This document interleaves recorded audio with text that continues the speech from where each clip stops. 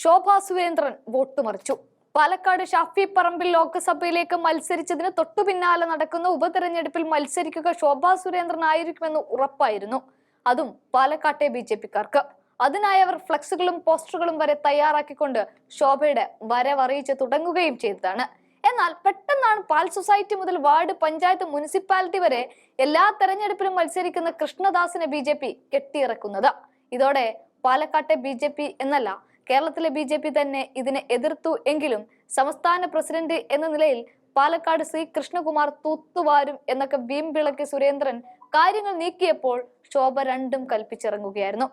ശോഭ കായംകുളത്തിന് വേണ്ടി പണിയെടുക്കട്ടെ എന്ന തരത്തിലായി പിന്നീട് കാര്യങ്ങൾ. പക്ഷേ പാർട്ടി പ്രവർത്തകരും പാലക്കാട്ടുകാരും ഒന്നടങ്കം ശോഭയെ ആവശ്യപ്പെടുകയായിരുന്നു. അതുമാത്രവുമല്ല, തെരഞ്ഞെടുപ്പ് പ്രചാരണങ്ങളിൽ ഒന്നും തന്നെ വരാതെ ശോഭ വിട്ടുനിൽക്കുകയും ചെയ്തതോടെ പാലക്കാട് വലിയ ക്ഷീണമാണ് ചെയ്തത്.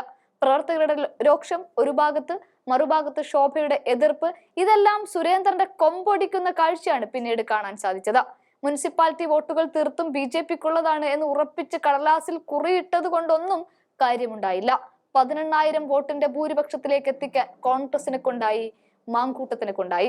അതിന് കാരണം ശോഭാ സുരേന്ദ്രൻ വോട്ട് മറിച്ചതാണ് എന്നാണ് ഇപ്പോൾ സുരേന്ദ്രന്റെ വെളിപ്പെടുത്തൽ. പാലക്കാട് 3000-ൽ താഴെ വോട്ടിന് മാത്രം 2021-ൽ പരാജയപ്പെട്ടിടത്ത് നിന്നാണ് BJP 18,000 വോട്ടിലേക്ക് തോൽവി തിരിച്ചുവിട്ടത്. അതേസമയം ശോഭാ സുരേന്ദ്രനെതിരെ ഗൗരവമേറിയ ആരോപണവും കെ സുരേന്ദ്രൻ പക്ഷം കേന്ദ്ര നേതൃത്വത്തെ അറിയിക്കുന്നുണ്ട്.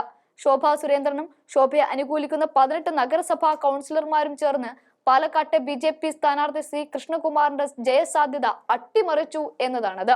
കണ്ണാടി മേഖലയിൽ ശോഭാ സുരേന്ദ്രന്റെ ഡ്രൈവറുടെ നേതൃത്വത്തിൽ വോട്ട് മറിച്ചു എന്നും ഏതാനും നഗരസഭാ കൗൺസിലർമാർ സ്ഥാനാർത്ഥി കൃഷ്ണകുമാറിനെതിരെ പ്രവർത്തിച്ചു എന്നുമുള്ള കാര്യങ്ങളൊക്കെ കേന്ദ്ര നേതൃത്വം അന്വേഷിക്കണമെന്നാണ് സുരേന്ദ്രൻ പക്ഷം ആവശ്യപ്പെടുന്നത്.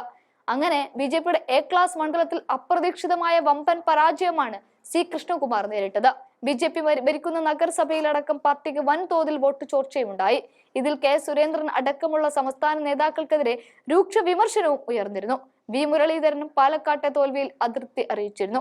മികച്ച സാധ്യതയുള്ള ശോഭാ സുരേന്ദ്രന് പകരം സി കൃഷ്ണകുമാറിനെ കൊണ്ടുവന്നത് ശരിയായില്ല എന്നാണ് ഇതിലെ പ്രധാന വിമർശനം. ഇത്തരത്തിൽ പലയിടങ്ങളിൽ നിന്നായി വിമർശനങ്ങൾ ഉയർന്നതോടെയാണ് കെ സുരേന്ദ്രൻ സന്നദ്ധത അറിയിച്ചത്.